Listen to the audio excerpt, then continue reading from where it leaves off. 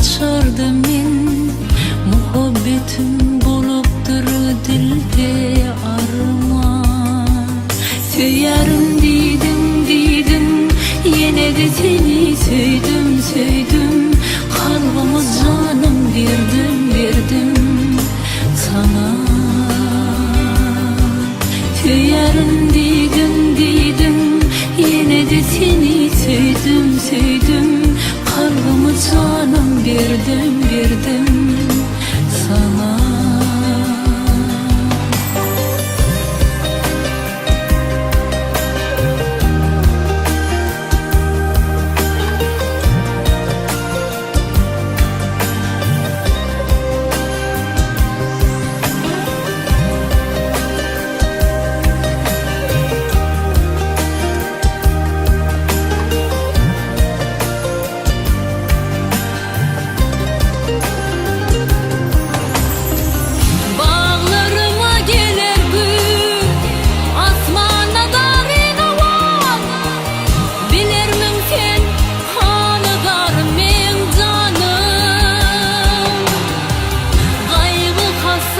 Çektim, yollarına gödüm döktüm.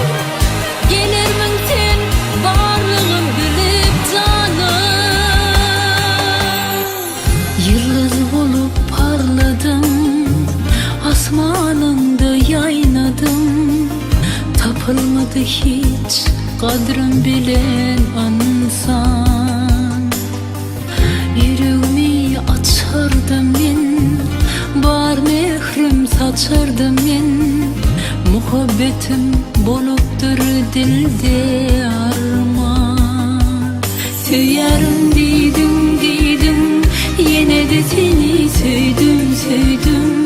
Kalbime canım verdim sana. Söylerim dedim, yine de seni söydüm.